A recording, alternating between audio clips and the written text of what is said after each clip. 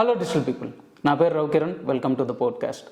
So ఈ పోడ్కాస్ట్లో నేను యూత్కి మేజర్గా ఈరోజున్న మేజర్ కన్సర్న్ అదేంటి అంటే, నేను ఉద్యోగం చేయాలా, జాబ్కి వెళ్ళాలా, లేదు ఈరోజు స్టార్టప్లు బాగా సక్సెస్ అవుతున్నాయి కాబట్టి స్టార్టప్ చేయాలా, లేదు యూట్యూబ్లో చాలామంది విపరీతంగా మనీ ఫేమ్ సంపాదించేస్తున్నారు కాబట్టి యూట్యూబ్కి వెళ్ళాలా, లేదు నాకు ఉద్యోగం రావట్లేదు ఈజీగా ఇంట్లో కూర్చొని సంపాదించవచ్చు అంటున్నారు కాబట్టి ఫ్రీలాన్సింగ్ ఎంచుకోవాలా.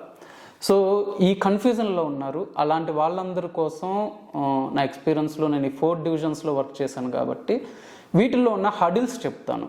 ఈ పోడ్కాస్ట్ మొత్తం విన్న తర్వాత మీరు నేను చెప్పిన దాన్ని బట్టి అనలైజ్ చేసుకొని ఆ పర్టికులర్ డివిజన్కి అంటే మీ స్కిల్స్ కానీ, మీ ఎన్విరాన్మెంట్ కానీ, మీ క్యాపబిలిటీసు, మీ ఫ్యామిలీకి రెస్పాన్సిబిలిటీస్ కావాలి, సిట్యువేషన్స్, వీటన్నిటి బట్టి నేను సరిపోతానా లేదా అనేది అనలైజ్ చేసుకొని అప్పుడు ఆ పాత్ ఎంచుకుంటారా లేదా అనేది డిసైడ్ అవ్వండి. ఫస్ట్ ఈ 4 డివిజన్స్ అంటే స్టార్టప్, కంటెంట్ క్రియేషన్ అంటే యూట్యూబ్ లాంటివి, నెక్స్ట్ థింగ్ వచ్చి ఫ్రీలాన్సింగ్, అండ్ ఆ తర్వాత వచ్చి జాబ్. ఈ 4 డివిజన్స్ తీసుకుంటున్నాను. దీంట్లో ఫస్ట్ స్టార్టప్ గురించి చెప్తా. సో స్టార్టప్లో వచ్చేసరికి మేజర్గా మీరు అందరూ వింటుంది ఏంటి అంటే, పేపర్లో కానీ, టీవీ షోస్లో కానీ, పోడ్కాస్ట్ వీటిల్లో ఏంటి అంటే బాగా మనీ ఉంటుంది, ఫండింగ్ ఇచ్చేస్తున్నారు. అందుకనే ఎవరైనా సరే ఒక స్టార్టప్ స్టార్ట్ చేద్దాం అనుకున్నప్పుడు వాళ్ళ ఫస్ట్ ఏంటంటే ఏదో ఒక బేస్ ఐడియాతో స్టార్ట్ చేద్దాం, ఏదో ఒక చిన్న మొబైల్ యాప్ చేపిద్దాము, మొబైల్ యాప్ చేపించి ఏదో ఒక కొంతమంది యూజర్స్ని తీసుకొస్తే ఇన్వెస్ట్మెంట్ రేస్ చేయొచ్చు అన్న ఐడియాలో ఉంటున్నారండి. అది రాంగ్ థింగ్. సో ఇన్వెస్టర్స్ అనేవాళ్ళు ఊరినే మనీ అయితే పెట్టరు, ఫస్ట్ థింగ్. ఓకే, సో అట్లానే ఈరోజు అంటే ఇప్పుడు ఇన్నేళ్ల తర్వాత ఏంటి అంటే మన స్టార్టప్ ఎకోసిస్టమ్ అనేది బిల్డ్ అయిపోయిన తర్వాత ఈరోజు ఇన్వెస్టర్స్ అనేవి చాలా జాగ్రత్తగా ఇన్వెస్ట్ చేస్తున్నారు. ఒకప్పుడు స్టార్టింగ్లో ఉన్నప్పుడు ఎలా పడితే అలా ఇన్వెస్ట్ చేశారు. అప్పుడు కొన్ని నార్మల్ ఐడియాస్కి కూడా ఫండింగ్స్ వచ్చేసాయి, ఐడియా స్టేజ్లో ఉన్న వాటికి కూడా ఫండింగ్స్ వచ్చాయి. కానీ ఇప్పుడు రియాలిటీలో అలా రావట్లేదు. సో మీరు మెంటల్గా ఫస్ట్ ప్రిపేర్ అవ్వాల్సింది ఏంటి అంటే, ఐడియా స్టేజ్లో ఉన్న వాటికి 99% యాక్చువల్గా ఫండింగ్ అనేది రాదండి. ఓకే, సో అది మెంటల్గా ప్రిపేర్ అయిపోండి. నాకు ఐడియాతో నేను వెళ్ళిపోతే ఫండింగ్ వచ్చేసిద్ది, ఇంకా నేను జాబ్ చేయాల్సిన పని లేదు అన్న దీంట్లో అయితే ఉండొద్దు. ఓకే, అండ్ నెక్స్ట్ థింగ్ వచ్చేసరికి మీకు చాలామంది చెప్పంది ఏంటి అంటే, ఈ స్టార్టప్లో 100 కోట్ల ఫండింగ్స్ వచ్చి చూసి మీరు అదేదో సక్సెస్ఫుల్ అనుకుంటున్నారండి. కాదు. మామూలుగా మనం అసలు ఒక స్టార్టప్ బిజినెస్ ఎందుకోసం చేస్తామండి? ఫ్రీడమ్ కోసం. జనరల్ ఎవరినైనా అడగండి, మనీ సంపాదించడం వన్ థింగ్ అయితే జాబ్లో సంపాదించవచ్చు, వేరే దీంట్లో సంపాదించవచ్చు. బిజినెస్లోనే ఎందుకు వెళ్తాము అంటే అక్కడ మనకు ఒక ఫ్రీడమ్ ఉంటుంది, మన డెసిషన్ మనం తీసుకోవచ్చు, మనమే బాస్ అనేది ఉంటుంది. కానీ ఒకసారి మీరు ఇన్వెస్టర్ దగ్గరికి వెళ్ళిన తర్వాత రియాలిటీలో ఏంటి అంటే, ఆబ్వియస్లీ మీరు ఇన్వెస్టర్ మాట వినాలి. 90% కేసెస్లో, ఎక్కడో 10% కేసెస్లో ఇన్వెస్టర్స్ ఫ్రెండ్లీగా ఉంటారు. అఫ్కోర్స్ మీరు ప్రాఫిట్లో ఉన్నప్పుడు ఏ ఇన్వెస్టర్ అయినా ఫ్రెండ్లీగా ఉంటాడు. ఎప్పుడైతే మీ స్టార్టప్ కొలాప్స్ అవుతుందో, లాసెస్లోకి వెళ్తుందో అప్పుడే కొద్దిమంది మటుకు అర్థం చేసుకోగలరు. రిమైనింగ్ వాళ్ళందరూ కూడా ప్రెషర్ ఇస్తారు. సో లాట్ ఆఫ్ ప్రెషర్ ఉంటుంది అనమాట, దాని గురించి ఎవరు మాట్లాడరు. సో మీరు ఒకసారి ఫండింగ్స్ అనేది రేస్ చేసుకున్న తర్వాత ఆ ప్రెషర్ తట్టుకోగలరా? అట్ ది సేమ్ టైం మీ డెసిషన్ మేకింగ్ ఉండదు. మీకు బోర్డ్ ఆఫ్ డైరెక్టర్స్లో ఇన్వెస్టర్స్ జాయిన్ అవుతారు, ఏంజల్ ఇన్వెస్టరు లేదా వీసీ, వీళ్ళని బట్టి వాళ్ళు అంటే మీకు పెట్టిన అదే వీసీ వచ్చాడా ఏంజల్ వచ్చాడా అన్న దాన్ని బట్టి టైం మారుతుంది అంతే. కొంతమంది ఫస్ట్లోనే జాయిన్ అవుతారు, కొంతమంది బోర్డ్ ఆఫ్ డైరెక్టర్గా తర్వాత జాయిన్ అవుతారు. అట్లానే వాళ్ళు పెడుతున్న ఇన్వెస్ట్మెంట్ బట్టి కూడా, వాళ్ళకున్న షేర్ బట్టి కూడా అథారిటీ ఉంటుంది. కాబట్టి ఆబ్వియస్లీ డెసిషన్ మేకింగ్ మీ ఒక్కళ్ళ దగ్గరే ఉండదండి. ఓకే, అందుకనే మీరు అబ్జర్వ్ చేస్తే ఈరోజు చాలామంది ఫౌండర్స్, ఇన్వెస్టర్స్ వచ్చిన తర్వాత వాళ్ళు స్టార్ట్ చేసిన కంపెనీ నుంచి బయటకు వచ్చేసారు. ఫ్లిప్కార్ట్ లాంటి కంపెనీస్ అబ్జర్వ్ చేస్తే కనుక మీరు. సో మీకు ఆ డెసిషన్ మేకింగ్, ఆ ఫ్రీడమ్ అనేది ఉండదు, first thing. And second thing వచ్చేసరికి ఏంటి అంటే, ఇక్కడ ఒక స్టార్టప్ బిల్డ్ చేయడం అనేది చాలా చాలా చాలా హార్డెస్ట్ థింగ్. మనం ఒక పేపర్లో చదివిన సక్సెస్ స్టోరీలో, పోడ్కాస్ట్లో విన్న సక్సెస్ స్టోరీనో కాదండి. అదేంటి అంటే ఓవరాల్గా జస్ట్ మనం పైన అంటే ఐస్ బ్రేక్ పైన చూస్తాం కదా, మనకి కొన్ని ఇమేజ్లు చూపిస్తూ ఉంటారు. కిందేమో మంచు చాలా ఉంటుంది, పైన చిన్న ఐస్ బ్రేక్ ఉంటుంది, సక్సెస్ ఇదే ఇక్కడే చూస్తున్నారు మీరు టిప్లో అని చెప్పి. సో అలానే మనం కూడా ఏంటి అంటే ఆ 10 నిమిషాల వార్తల్లోనో, ఒక అరగంట పోడ్కాస్ట్లోనో వాళ్ళ సక్సెస్ వింటున్నాం, కానీ వాళ్ళు పడిన హడిల్స్ అనేవి మనకు అర్థం చేసుకోవడం కష్టం. ఒక స్టార్టప్ బిల్డ్ చేయాలి అంటే ఫస్ట్ టీమ్ అనేది చాలా ఇంపార్టెంట్. ఈరోజు టీమ్ని గ్యాదర్ చేసి హోల్డ్ చేయడం అనేది మోస్ట్ క్రిటికల్ పార్ట్ అండి. ఈవెన్ ఫండ్ ఉన్నా కూడా కష్టమవుతుంది. మ్యాన్ రిసోర్స్, సరైన మ్యాన్ రిసోర్సు, ఇంటెలిజెంట్ మ్యాన్ రిసోర్స్ని హోల్డ్ చేయడం చాలా బిగ్గెస్ట్ హార్డ్ థింగ్. సో అలా టీమ్ హ్యాండిల్ చేయాలి. అట్ ది సేమ్ టైం ఏంటి అంటే మనకి కావాల్సిన టైంలో ఫండింగ్ రాదు. సో ఫండింగ్ వచ్చే వరకు మనం ఎదురీదాలి. ఆ ఓపిక ఉండాలి, ఆ పేషెన్స్ ఉండాలి. ఈ ప్రాసెస్లో చాలా అవమానాలు ఎదుర్కోవాలి, ప్రెషర్ ఉంటుంది బయట. సో ఇవన్నీ తట్టుకొని నిలబడిన తర్వాత ఇన్ కేసు మనకు అనుకున్న ఫండింగ్ వచ్చినా రాకపోయినా కానీ దాన్ని ముందుకు తీసుకెళ్లే క్యాపబిలిటీ ఉండాలి.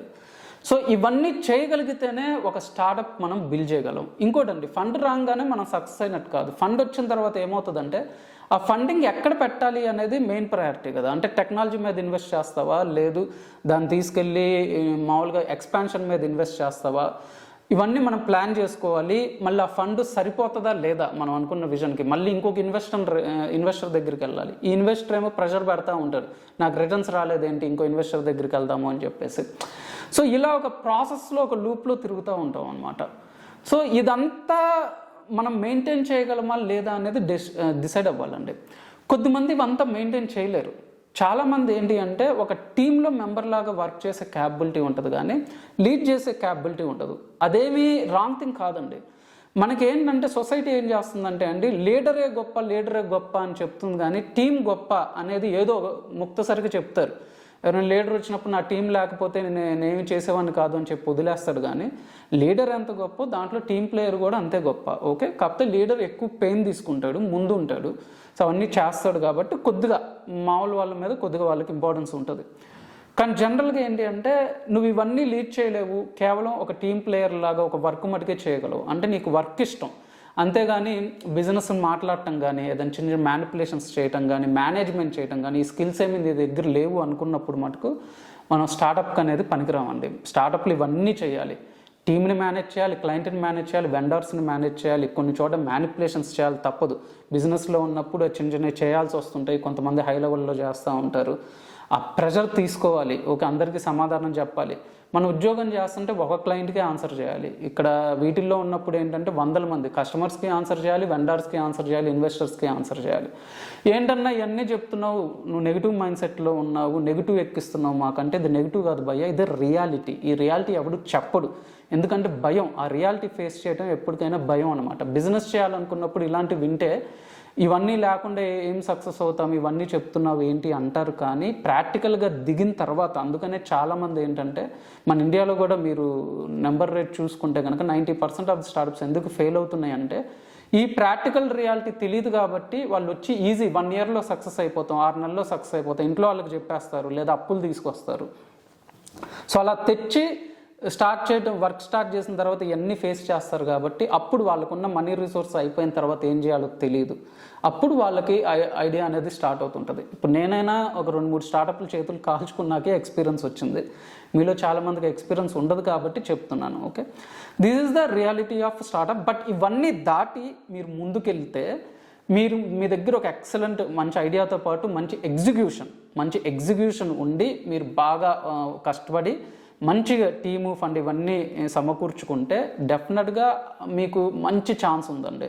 సో ఈరోజు మన ఎకోసిస్టమ్ అనేది పెరిగింది కాబట్టి, నెట్వర్క్ అనేది పెరిగింది కాబట్టి, పీపుల్కి అవేర్నెస్ వచ్చింది కాబట్టి, యాప్లు వాడటం కావచ్చు, టెక్నాలజీ వాడటం కావచ్చు, ఇవన్నీ పెరిగాయి కాబట్టి ఆబ్వియస్లీ మీరు మంచి స్టార్టప్ బిల్డ్ చేయడానికి ఈరోజు ఛాన్సెస్ ఎక్కువ ఉన్నాయి. బట్ అక్కడి వరకు వెళ్ళాలి అంటే మటుకు ఈ రియాలిటీని దాటి వెళ్ళాలి. దీన్ని మీరు అర్థం చేసుకోండి. ఓకే, ఇది స్టార్టప్ రిలేటెడ్ అండి. ఇంకా డీప్గా వేరే పోడ్కాస్ట్లో దీని గురించి నేను ఎక్స్ప్లెయిన్ చేస్తాను. ఇంకా నెక్స్ట్ థింగ్ వచ్చేసరికి ఇప్పుడు ఫ్రీలాన్సింగ్ గురించి మాట్లాడుకుందాం. సో మీరు చాలా వీడియోస్ చూసే ఉంటారు, ఈజీగా వర్క్ ఫ్రమ్ హోమ్ చేయొచ్చు, ఇంట్లో కూర్చొని సంపాదించవచ్చు, చాలా ఈజీగా సంపాదించవచ్చు, బీచ్ల్లో కూర్చొని సంపాదించు, ఎక్కడ పడితే అక్కడ వర్క్ చేయొచ్చు అని మా జనరల్గా ఫ్రీలాన్సింగ్ రిలేటెడ్ కోర్సెస్ చేసేవాళ్ళు కానీ ఫ్రీలాన్సింగ్ చేసేవాళ్ళు చెప్పే మాట ఇదే. బట్ రియాలిటీలో ఏంటి అంటే ఫ్రీలాన్సింగ్కి వచ్చేసరికి 2 థింగ్స్ అవసరం. ఓకే, ఒకటి స్కిల్ అవసరం, ఇంకోటి క్లయింట్ మేనేజ్మెంట్ అవసరం. చాలామంది హోమ్ మేకర్స్, హౌస్ వైఫ్స్ ఏం చేస్తారంటే అడుగుతుంటారు అప్పుడప్పుడు మమ్మల్ని, మేము ఏదైనా వర్క్ చేయగలం, మాకు ఏదైనా వర్క్ ఉంటే ఇప్పిండి అంటారు. ఏ వర్క్ అయినా చేస్తాను అన్నోళ్ళు ఫ్రీలాన్సింగ్లో సక్సెస్ అవ్వరండి. ఈ వర్క్ మటుకే నేను చేయగలను, నాకు దీంట్లో ప్రావీణ్యం ఉంది, నైపుణ్యం ఉంది అన్న వాళ్ళే ఫ్రీలాన్సింగ్లో సక్సెస్ అవుతారు. ఫ్రీలాన్సింగ్ అంటే అర్థం ఏంటి? ఈ మధ్య నా ఫ్రెండ్ ఒకరు కాల్ చేశారు, తను ఐటీయే, బట్ ఐటీలో ఉన్న వాళ్ళకి కూడా తెలియాలని లేదు, టెక్ సైడ్ ఉండాలి, ఎందుకంటే బిజినెస్ సైడ్ ఉంటారు కాబట్టి. తను ఏమనుకుంటున్నాడంటే ఫ్రీలాన్సింగ్ అంటే ఏదైనా ఫ్రీగా చేయాలేమో క్లయింట్కి అన్న ఐడియాలో ఉన్నారు. చాలామంది అపోహలో ఉంటారు. ఫ్రీలాన్సింగ్ అంటే అది కాదండి. మామూలుగా మీరు జాబ్ చేస్తే ఏంటి, ఒక కంపెనీకి మనం బైండ్ అయి ఉంటాం. సో ఆ కంపెనీకి ఆ మేనేజర్ చెప్పిన వర్కే చేయాలి, ఇష్టం ఉన్నా లేకుండా చేయాలి, ఆ క్లయింట్కే చేయాలి, వాళ్ళు ఇచ్చిన శాలరీయే తీసుకుంటాం. ఫ్రీలాన్సింగ్ ఏంటి అంటే డెసిషన్ మేకింగ్ మన చేతుల్లో ఉంటుంది.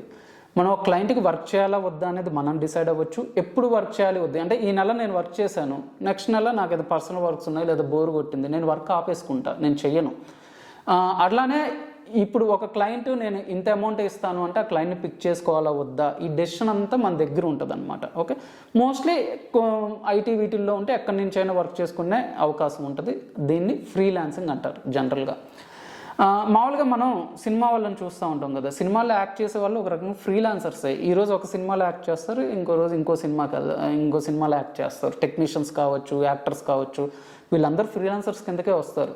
బట్ ఇప్పుడు ఈ మామూలుగా ఈ టెక్ సైడ్ ఇవి వచ్చిన తర్వాత ఏంటి అంటే ఫ్రీలాన్సింగ్ అన్న పదం మామూలుగా పాపులర్ అయింది, కానీ ఎప్పటి నుంచో ఫ్రీలాన్సర్స్ ఉన్నారు మనకి. ఓకే, సో ఈ ఫ్రీలాన్సింగ్లో ఈరోజు ఏంటి అంటే చాలామంది ఇళ్లలో కూర్చొని సంపాదించవచ్చు అనే అపోహలో ఉన్నారు కాబట్టి చాలా ఈజీ అనుకుంటున్నారు. బట్ దీంట్లో చాలా హార్డెస్ట్ థింగ్ ఉంటుంది.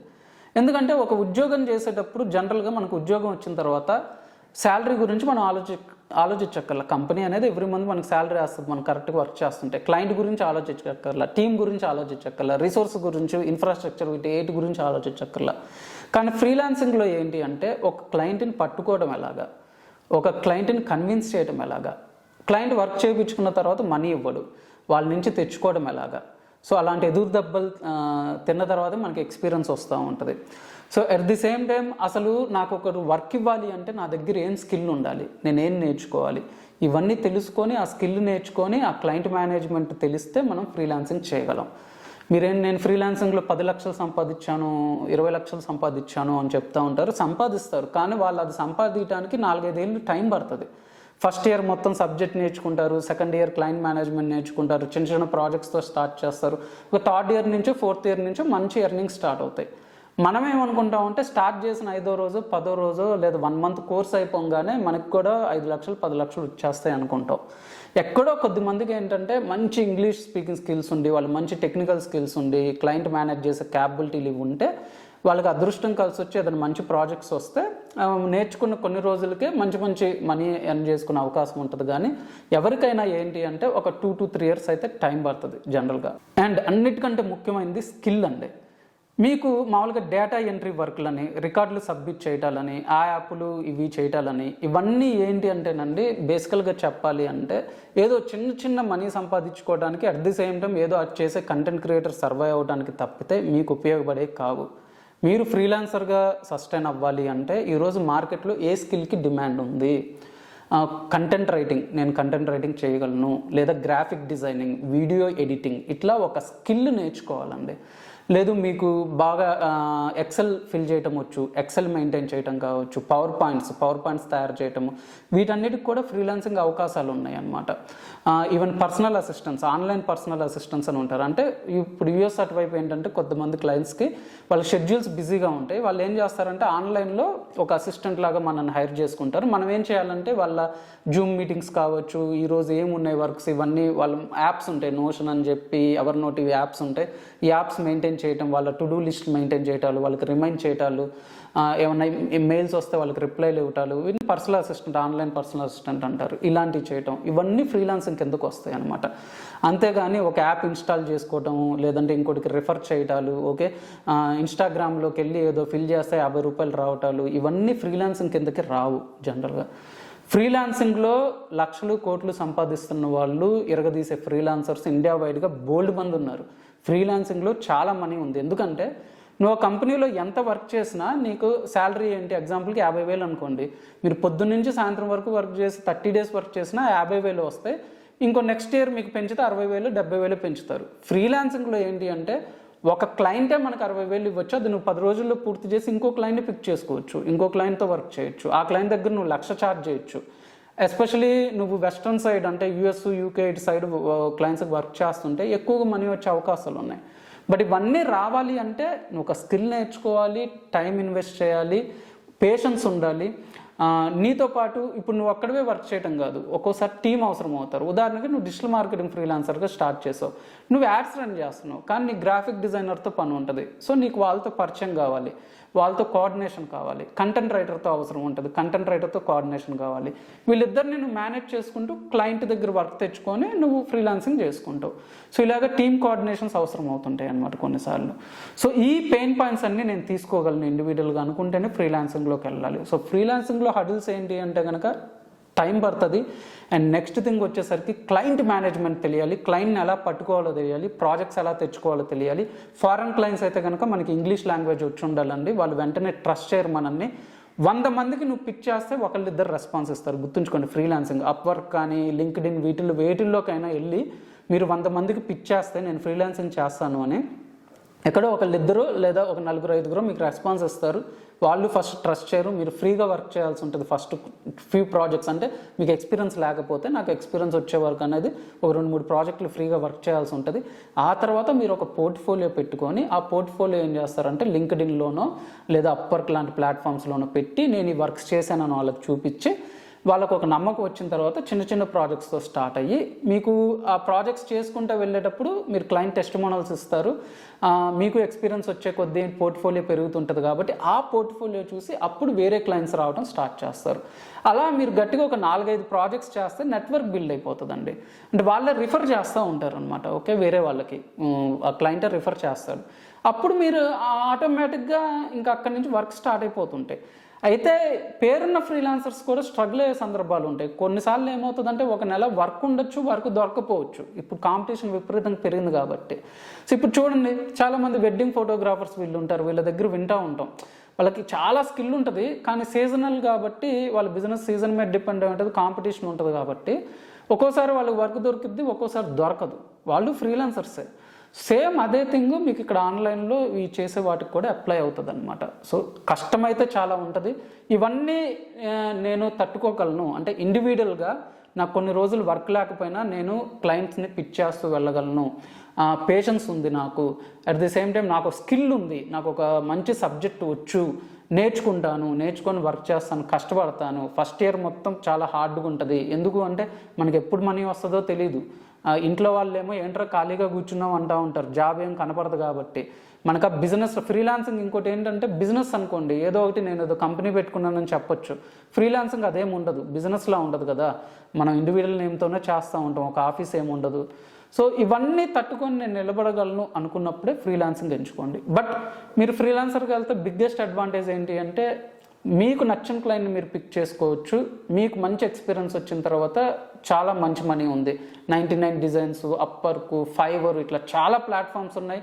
లింక్డ్ఇన్ లాంటి ప్లాట్ఫామ్స్ ఉన్నాయి, సోషల్ మీడియా ఉన్నాయి. వీటి ద్వారా మంచి క్లయింట్స్, ఆన్సైట్ క్లయింట్స్ వీళ్ళని పిక్ చేసి మంచి ప్రాజెక్ట్స్ తెచ్చుకోవచ్చు. ఓకే, అండ్ ఇంకా థర్డ్ థింగ్ వచ్చేసరికి కంటెంట్ క్రియేషన్ ఆర్ యూట్యూబ్. ఈ మధ్య ఒక 13 ఇయర్స్ నుంచి 14 ఇయర్స్ లోపు ఎవరిని కదిలిచ్చినా వాళ్ళందరూ చెప్తుంది ఏంటి అంటే కనుక మేము యూట్యూబర్ అవుతాం, కంటెంట్ క్రియేటర్ అవుతాం. ఫలానా టెక్ యూట్యూబర్ని చూసాం, ఫ్యాషన్ యూట్యూబర్ని చూసాము, వాళ్ళ అవ్వాలనుకుంటున్నాము. So it's inspiration, it's a very good thing. Next ఇప్పుడు మనకి ఒక జనరేషన్స్కి ఐటీ అనేది ఎలా అయిందో నెక్స్ట్ జనరేషన్స్కి అంతటి కంటెంట్ క్రియేషన్ అలానే అవుతుందండి, గుర్తుపెట్టుకోండి. సో ఒకప్పుడు ఐటీలోకి వెళ్ళాలి, ఒక ప్యాషనేట్గా అందరం కూడా సాఫ్ట్వేర్ జాబ్ తెచ్చుకోవాలి, దాన్ని ఎలా గొప్పగా చూసామో ఒక జనరేషన్ వాళ్ళందరికీ కూడా కంటెంట్ క్రియేషన్ అనేది అలానే తయారవుతుంది. అయితే ఈ కంటెంట్ క్రియేషన్ అనేది అన్సర్టెనిటీ ఉన్న ఫీల్డ్ అనమాట. ఓకే, ఇది స్టార్ట్ చేయడం చాలా ఈజీ. ఓకే, మిగిలిన వాటికి దీనికి ఒక డిఫరెన్స్ ఏంటి అంటే దీంట్లో ఎప్పుడు క్లిక్ అవుతామో చెప్పలేం. కొన్నిసార్లు ఏమవుతుంది అంటే ఒక వీడియోతోనే క్లిక్ అవ్వచ్చు, ఒక ఆర్టికల్తోనే వైరల్ అవ్వచ్చు, మనం చెప్పలేం. కానీ జనరల్గా ఒక 90% ఆఫ్ ది కేసెస్లో ఎలా ఉంటుంది అంటే ప్రాసెస్ మీరు ఒక 6 months అయినా మినిమం కష్టపడాలండి, ఒకటి ఫస్ట్ థింగ్. అండ్ రెండోది కంటెంట్ క్రియేషన్లో మనీ ఉన్న మాట వాస్తవమే, కానీ దీంట్లో ఏంటి అంటే అన్సర్టెనిటీ ఎక్కువ కాబట్టి ఇది అల్గరిథం. ఇప్పుడు యూట్యూబ్ ఉందనుకోండి, అల్గరిథం. ఉదాహరణకి నేను మంచి కంటెంట్ చేస్తున్నాను కానీ కొన్ని రోజుల నుంచి వీడియోస్ ఏం చేయట్లేదు. ఇప్పుడు నేను ఈ వీడియో చేస్తే కొన్ని 100 మందే చూస్తారు, 300 మందో 400 మందో 1,00,000 పైన సబ్స్క్రైబర్స్ ఉన్నా వాళ్ళే చూస్తారు, ఎందుకంటే నోటిఫికేషన్స్ వెళ్ళవు, యూట్యూబ్ అనేది రికమెండ్ చేయదు. ఓకే, సో అల్గరిథంకి మనం లోన్ అయ్యి ఉంటాం కాబట్టి ఒక రకంగా అల్గరిథంని మనం బీట్అవుట్ చేయాలి. అది బీట్అవుట్ చేయాలి అంటే చాలా కష్టపడాలి. ఈరోజు మీరు టాప్ యూట్యూబర్స్ ఎవరినైతే చూస్తున్నారో సింపుల్గా మనం ఏం చెప్తామంటే యూట్యూబ్లో వీడియోలు చేస్తూ భలే సంపాదిస్తున్నారా అంటాం, కానీ వెనక వాళ్ళకి చాలా పులుసు కారిపోతుంది. రోజు వీడియోస్ చేయాలి, రోజు టాపిక్ సెట్ చేసుకోవాలి, ఎడిటింగ్ చేయాలి. ఇనిషియల్ డేస్లో ఏంటి అంటే ఎడిటింగ్స్ పెట్టుకునే అవకాశం ఉండదు కాబట్టి వాళ్ళే కష్టపడాలి. ట్రావెల్ యూట్యూబర్స్ని చూస్తే ఇష్టం ఉన్నా లేకపోయినా కంటెంట్ కోసం తిరుగుతూనే ఉండాలి. టెక్ వాళ్ళకు కూడా బోర్ కొడతా ఉంటారు రోజు రివ్యూలు గ్యాడ్జెట్స్ చేసి, అయినా తప్పదు చేయాలి. కొన్నిసార్లు ఏంటి అంటే కొంతమంది స్పాన్సర్స్ వస్తారు, ఆ స్పాన్సర్స్కి తగ్గట్టు చెప్పాలి. మీరు చాలామంది ఏంటంటే సో అలాగా మీకు ఏంటంటే స్పాన్సర్స్ కొన్నిసార్లు అటు స్పాన్సర్స్ని మెయింటైన్ చేయాలి, మీ ఆడియన్స్ని మెయింటైన్ చేయాలి. ఇంకన్నిటికీ మించి మెయిన్ థింగ్ ఏంటంటే సొసైటీలో ఒక రికగ్నైజేషన్ ఉండదు మీ ఛానల్ కానీ మీ కంటెంట్ రిలేటెడ్ హిట్ అయ్యే వరకు. ఉదాహరణ మీరు మ్యారేజ్ చేసుకోవాలనుకుంటున్నారు, మామూలుగా సాఫ్ట్వేర్ అయ్యి ఉండి మీకు 10,000 జీతం వస్తున్నా మీకు పిల్లనిస్తారు, కానీ నార్మల్గా మీరు కంటెంట్ క్రియేట్ చేస్తున్నాను అంటే కనుక ఎవరు ఇంట్రెస్ట్ చూపిరు. అంటే అన్లెస్ మీకు ఒక ఫేము నేము వచ్చి ఒక కారు ఇవన్నీ తీసుకొని వెళ్తే తప్పితే మీకు నెలకు 1,00,000 వస్తుంది, 2 లక్షలు వస్తున్నా కానీ అసలు ఏం చేస్తున్నావు అనేది వాళ్ళకి ఒక డౌట్ ఉంటుంది అనమాట. అంటే సొసైటీలో దీనికి ఇంకా ఒక రికగ్నైజేషన్ రాలా. ఒక యూట్యూబ్లో వీడియోలు చేస్తారు, మనీ వస్తాయి అని తెలుసు, కానీ ఇది ఒక కెరియర్ అన్న రికగ్నైజేషన్ ఇంకా అందరికీ రాలేదన్నమాట. సో అలా సొసైటీలో ఒక రికగ్నైజేషన్ అనేది ఉండదు. అండ్ అన్నిటికంటే మెయిన్ థింగ్ ఏంటి అంటే especially if you are doing creative content juice కారిపోతుంది. సో క్రియేటివ్ కంటెంట్ మామూలుగా క్రియేట్ చేయడం అంత ఈజీ థింగ్ కాదండి. రోజు కొత్త కొత్త కాన్సెప్ట్స్తో రావాలి, ఆ కాన్సెప్ట్స్ పీపుల్ లైక్ చేస్తారా లేదా తెలియదు, ఈ టెన్షన్ ఉంటుంది. బట్ దీంట్లో ఏంటి అంటే ఒక 6 months కనుక మీరు ఈ హడిల్స్ అన్నీ మెయింటైన్ చేసుకుంటూ నేను ఖచ్చితంగా కష్టపడతాను అనుకుంటే ఒక 6 నెలలు కష్టపడితే మీకు ఈ 6 నెలల తర్వాత మంచి రిజల్ట్స్ చూస్తారు. మధ్యలోనే రిజల్ట్స్ చూసే అవకాశం ఉంది. బట్ కొద్ది మందికి ఏంటంటే సంవత్సరం కూడా టైం పడుతుంది. మీలో కొద్దిమంది అడగచ్చు, నేను ఎప్పటి నుంచో వీడియోస్ చేస్తున్నాను కానీ నా వీడియో వెళ్ళట్లేదు, వ్యూస్ వెళ్ళట్లేదు అని. కంటెంట్ క్రియేషన్ ఏంటంటే అండి కష్టపడటమే కాదు, మీ ఆడియన్స్ని ఎంగేజ్ చేసే విధంగా ఉండాలి. అంటే అందరూ అదే కంటెంట్ చేస్తున్నారు, మీ దాంట్లో యూఎస్పీ ఏంటి? ఇప్పుడు ట్రావెల్ వ్లాగింగ్ ఉంది, నాన్ వేషన్ చాలా మందికి తెలుసు. రిమైనింగ్ ట్రావెల్ వ్లాగర్స్ తను ఏం చేశారు, యూఎస్పీ చెప్పే దీంట్లో ఒక కామెడీ టైమింగ్ ఉంటుంది అనమాట. సో ఆ కామెడీ టైమింగ్ చాలా మందికి నచ్చిద్ది. సో అట్లానే ఇప్పుడు టెక్ రిలేటెడ్ చేసే వాళ్ళు ఏంటి అంటే ఒక చెప్పే విధానంలో సరళంగా చెప్తారు. సో అలా కొంతమందికి నచ్చిద్ది. ఫ్యాషన్ చేసే వాళ్ళు అగ్రెసివ్గా చెప్తూ ఉంటారు రిమైనింగ్ వాళ్ళతో పోలిస్తే. అట్లా ఒక్కొక్క క్రియేటర్కి ఒక్కొక్క స్టైల్ ఉంటుంది అనమాట. ఆ యూఎస్పీ అనేది మనం ఫాలో అవ్వాలి.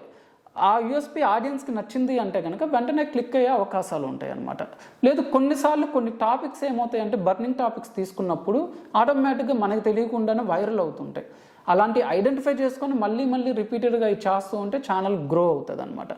సో ఇది కూడా ఏంటంటే ఫ్లూక్లో సక్సెస్ అయ్యేది కొంతమందేనండి. కొంతమంది మీరు అబ్జర్వ్ చేస్తే వాళ్ళకి ఎటువంటి స్కిల్స్ ఉండవు, వాళ్ళ కంటెంట్ అంటే వాళ్ళు చెప్పే విధానం నచ్చి పీపులే తీసుకెళ్ళిపోతారు ఆ ఛానల్ని. అది ఎక్కడో 10 మందిలో ఒకళ్ళకో అట్లా జరిగిద్ది, కానీ రిమైనింగ్ 9 మంది జనరల్ కష్టపడాలి. సో ఆ కష్టపడటానికి టైం పడుతుంది, ఎఫర్ట్స్ పెట్టాలి. ఈ ఇండస్ట్రీ అంటే బయట సొసైటీ నుంచి రికగ్నైజేషన్ ఉండదు. ఇవన్నీ దాటి ముందుకెళ్తే ఇంకొక థింగ్ ఏంటి అంటే కేవలం కంటెంట్ క్రియేషన్ మీద డిపెండ్ అవ్వకూడదు. You should build a business around content creation. ఇప్పుడు చూడండి, యాక్చువల్గా ప్రసాద్ ఉన్నారు, టెక్ ప్రసాద్. యాక్చువల్గా తను ఏం చేశారు, కష్టపడ్డారు, ఒక బ్రాండ్ బిల్డ్ చేసుకున్నారు. బ్రాండ్ బిల్డ్ చేసుకున్న తర్వాత now is launching own businesses, gym అని కానీ రేపు పొద్దునేది ఫ్యాషన్ అని కానీ. సో అంటే ఒక 5 years 4 years బాగా హార్డ్ వర్క్ చేశారు. హార్డ్ వర్క్ ఈరోజు పే ఆఫ్ చేసింది. సో ఈరోజు ఒక మంచి రికగ్నైజేషన్ వచ్చింది, పీపుల్ చాలామంది లవ్ చేస్తారు. ఇక్కడ నుంచే తను బిజినెసెస్ బిల్డ్ చేసుకుంటున్నారు అనమాట. అంటే దీని మీద డిపెండ్ అవ్వకుండా వేరే చేసుకుంటున్నారు. సో అలాగా మీరు కూడా ఏంటి అంటే ఒక బిజినెస్ అవి ఎస్టాబ్లిష్ చేసుకుంటేనే కంటెంట్ క్రియేషన్లో లాంగ్ టైము మీకు ఏదైనా రిస్క్ ఫ్యాక్టర్ ఉన్నా కానీ అవి మిమ్మల్ని బతికిస్తాయి. సో ఈ ప్లానింగ్ అనేది ఉండాలి మీకు. సో ఈజీ జర్నీ అయితే కాదండి, ఈజీగా స్టార్ట్ చేయొచ్చు, బట్ ఈజీ జర్నీ అయితే కాదు, బట్ లాట్ ఆఫ్ మనీ ఉందండి. సో జాబ్కి వెళ్ళాలనుకున్న వాళ్ళు ఫస్ట్ ప్లాన్ చేసుకోవాల్సింది ఏంటి అంటే నేను జాబ్కి వెళ్తే ఏదో ఒక పని చేయాలి. ఏం పని చేయాలి అన్న, నేను ఏ పనైనా చేస్తానన్నా నన్ను ఇంటర్న్గా తీసుకో అంటూ ఉంటారు. ఏ పనైనా చేసేవాడు వద్దు బాబు ఎవరికి, నేను పర్టికులర్ ఈ పని చేస్తాను అన్నోడే కావాలి. ఎందుకంటే నీకు ఆ పని వచ్చు అన్నప్పుడే నేను ఇంటర్న్గా తీసుకుంటారు లేదా ఫ్రెషర్గా తీసుకుంటారు. మీలో చాలామంది ఒక అపోహలో ఏంటి అంటే ఫ్రెషర్గా తీసుకొని ఎదురు శాలరీ ఇస్తూ వర్క్ నేర్పించాలి అనుకుంటారు. ఒక కంపెనీ ఎందుకు నేర్పిస్తుందండి? మీకు చదువు చెప్పడానికే ఒక కాలేజ్ వాళ్ళు డబ్బులు తీసుకుంటున్నప్పుడు ఒక కంపెనీ మీకు ఎదురు డబ్బులు ఇచ్చి మీకు వర్క్ ఎందుకు నేర్పిస్తాయి? ఓకే, మీరు ఫ్రెషర్గా జాయిన్ అవుతున్నా వాళ్ళు చూసే స్కిల్ ఏంటి అంటే మీరు అట్లీస్ట్ ఒక 2-3 నెలల్లో షేపప్ అవుతారా అని చెక్ చేసుకుంటారు. అందుకనే మీకు ఇంటర్వ్యూస్లో యాక్చువల్గా మామూలుగా గ్రూప్ డిస్కషన్స్ కానీ టెక్నికల్ ఇంటర్వ్యూస్ ఇవన్నీ పెట్టేటప్పుడు మీరు ఇంగ్లీష్ మాట్లాడగలరా, లేదా నలుగురితో సరిగ్గా మాట్లాడగలరా, మీకు బేసిక్ కోడింగ్ స్కిల్స్ ఉన్నాయా, ఇట్లాంటివి చూస్తారు. ఓకే, టెక్నికల్ సబ్జెక్ట్ అయితే, నాన్ టెక్నికల్ స్కిల్స్ చూస్తారు. సో ఫస్ట్ థింగ్, మీరు మంచి స్కిల్ నేర్చుకుంటే చదువుకునేటప్పుడు ఆ స్కిల్లే మీకు జాబ్ తీసుకొస్తుంది. ఓకే, నాకు అప్పుడు ఆ అవేర్నెస్ ఏమీ లేదన్నా, బయటకు వచ్చేసాను, హాస్టల్స్లో ఉంటున్నాను, నేను ఎన్ని జాబులు ట్రై చేస్తున్నా కానీ నాకు రావట్లేదు. మరి ఏంటి, మరి నేను జాబ్ ఎంచుకోమంటావా, రిమైనింగ్ వాటికి ఎట్లానే ఏదైనా కంటెంట్ క్రియేషన్ కానీ ఫ్రీలాన్సింగ్ కానీ చేయమంటావా అంటే, నేను ఇందాక చెప్పినట్టు నువ్వు స్టార్టప్ కానీ ఇవన్నీ చేయాలనుకున్నప్పుడు మనకు మనీ అవసరం, కష్టాలు ఉంటాయి, పేషెన్స్ ఉండాలి. వీటినన్నిటిని ఎదురెడతాను అనుకున్నప్పుడే జాబ్ నుంచి పక్కకి వెళ్ళు. లేదంటే కనుక నీకు ఫైనాన్షియల్ సిట్యువేషన్స్ బాగాలేదు, నీకు టీముని లీడ్ చేసే క్యాపబిలిటీ ప్రజెంట్ లేదు, నీ చేతిలో ఫండింగ్ వస్తే కానీ నువ్వేం చేయడానికి లేదు, కంటెంట్ క్రియేషన్ ఇవన్నీ చేయాలంటే నీ దగ్గర ఏమీ కంటెంట్ క్రియేట్ చేసే స్కిల్ లేదు, నువ్వు వేరే వాళ్ళతో కంపేర్ చేసుకోవద్దు. వాడెవడో యూట్యూబ్లో సంపాదిస్తున్నాడు, నేనేం చేయలేకపోతున్నాను కంపేర్ చేసుకోవద్దు. ఇవన్నీ ఎంత ఇంపార్టెంటో జాబ్ కూడా అంతే గొప్పది. చాలామంది జాబ్ని తక్కువ చేసి చూస్తున్నారు, కానీ జాబ్ కూడా అంతే గొప్పది. ఒకప్పుడు ఉద్యోగం అంతే ఉన్నతమైన జీవితం అనేవాళ్ళు అంటారు. కానీ ఈరోజు ఉద్యోగం ఏమైపోయింది అంటే, బతకడం కోసం మనం చూస్తున్నాము, కేవలం శాలరీ మీదే ఫోకస్ చేస్తున్నాం కాబట్టి సాటిస్ఫాక్షన్ ఉండట్లా. మనం చేయాల్సిన థింగ్ ఏంటంటే, మనకి ఏ ఉద్యోగం నచ్చిద్ది. అందరూ సాఫ్ట్వేర్లో అవ్వాల్సిన పని లేదు. నీకు రాయటం ఇంట్రెస్ట్, కంటెంట్ రైటర్ అవ్వు. అవును, దాంట్లో పెద్ద శాలరీస్ లేవు, 20,000 30,000 వస్తాయి, లేదా 50,000 వస్తాయి. కానీ నీకు నీ లైఫ్లో నీకు ఇంట్రెస్ట్ అయిన పని చేస్తున్నావు కదా, నీకు డబ్బులు వస్తున్నాయి అని చెప్పి నీది కానిది నువ్వు వేరే దానికి వెళ్తే ఒక రకంగా నువ్వు వ్యభిచారం చేస్తున్నట్టే, నీకు ఇష్టం లేని పని నువ్వు చేస్తున్నట్టే. ఓకే, సో థింగ్ ఏంటి అంటే, నీకున్న దాంట్లోనే స్కేల్ అయ్యే అవకాశాలు ఉంటాయి. ఇప్పుడు నువ్వు కంటెంట్ రైటర్గా ఉదాహరణకి నీకు ఇప్పుడు 30,000 వస్తున్నాయి, ఒక 2-3 ఏళ్ళు కష్టపడు, తర్వాత ఏదైనా పెద్ద మీడియా హౌస్కి రావచ్చు. ఇప్పుడు డిజిటల్ కంపెనీస్ పెరిగిపోయాయి కాబట్టి ఏదైనా డిజిటల్ మీడియాలో రావచ్చు, సినిమాలో అవకాశాలు రావచ్చు. ఓన్లీ థింగ్ నువ్వు హార్డ్ వర్క్ చేయాలి. నువ్వు అంతేగాని ఈరోజు కంపేర్ చేసుకొని ఐటీ వారితో, నా ఫ్రెండ్కి ₹1,00,000 వస్తున్నాయి, నాకు 20,000 వస్తున్నాయి అనుకుంటే, వాడికి ఐటీ అంటే ఇంట్రెస్ట్ ఉండట వెళ్తే వాడు హ్యాపీ, లేదంటే వాడికి 1,00,000 వస్తున్నా వాడికి హ్యాపీ కాదు. అందుకనే చాలామంది వీక్ డే మొత్తం వాళ్ళు బతకలేక వీకెండ్ ఆనందాన్ని ఎత్తుక్కుంటారు. ఓకే, సో ఈరోజు నీకు ఫైనాన్షియల్ సిచ్యువేషన్ సపోర్ట్ చేయట్లేదంటే కొన్ని రోజులు తప్పదు అనుకుంటే నీకు ఇష్టం లేని జాబ్ అయినా ఎంచుకో. లేదు అంటే ఫస్ట్ నుంచి ఒక క్లారిటీగా తక్కువ అమౌంట్ వచ్చినా నీకు నచ్చిన దాంట్లోకి నువ్వు వెళ్తే, ఈరోజు తక్కువ శాలరీ ఉన్నా ఒక 2-3 ఏళ్ళ తర్వాత చూసుకుంటే నీకు మంచి అమౌంట్ ఉంటుంది, నీకు సాటిస్ఫాక్షన్ ఉంటుంది, వర్క్ సాటిస్ఫాక్షన్ ఉంటుంది.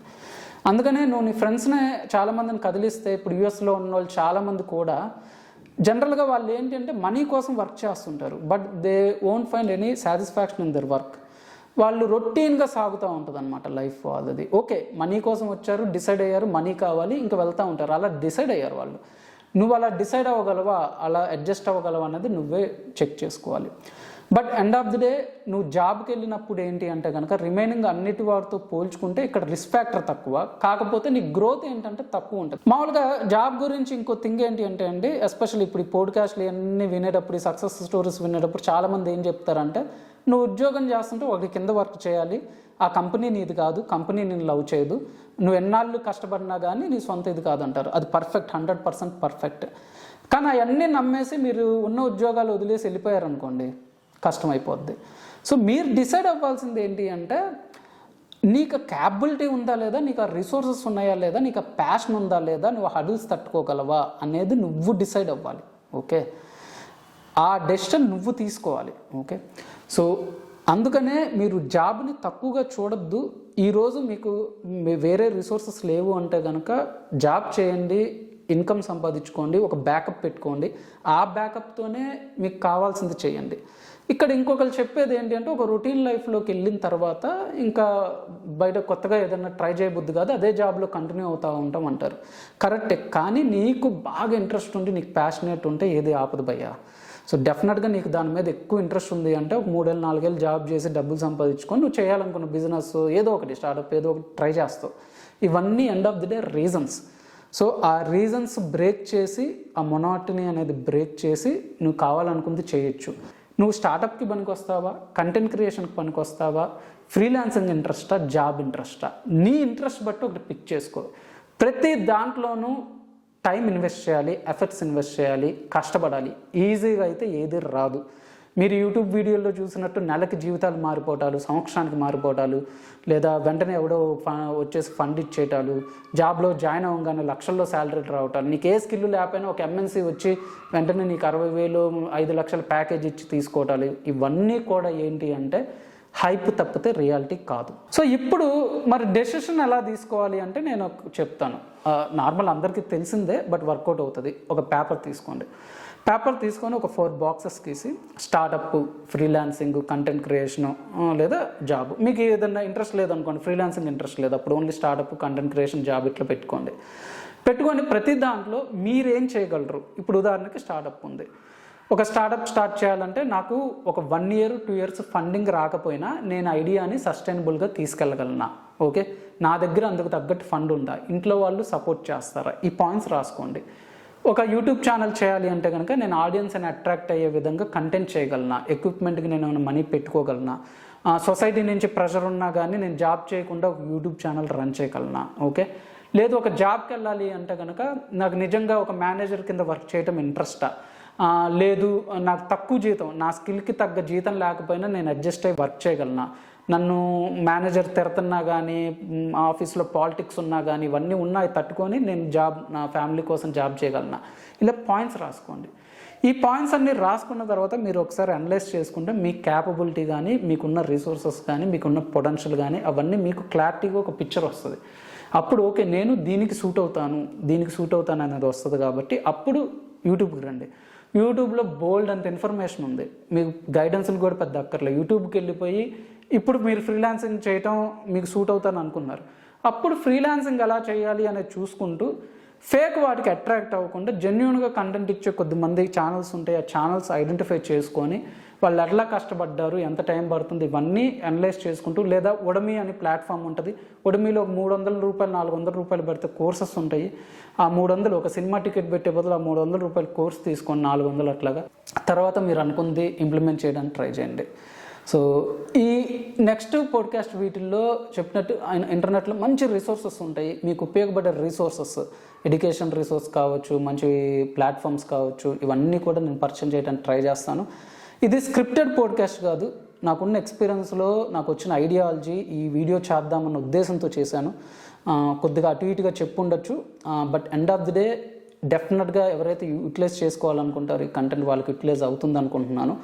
ఇంకా ఏ టాపిక్స్ మీద చెప్పమంటారు అనేది కూడా కింద కామెంట్స్లో తెలియజేయండి. Especially entrepreneurship and freelancing, digital and content creation, ఈ టాపిక్స్ దేని మీద నేను మాట్లాడగలను. మీకు కావాల్సిన టాపిక్ కింద కామెంట్ చేయండి. ఇంకో మంచి పాడ్కాస్ట్ మీ ముందుకు వస్తాను. అంతవరకు suggestion me Rao Kiran. Thank you.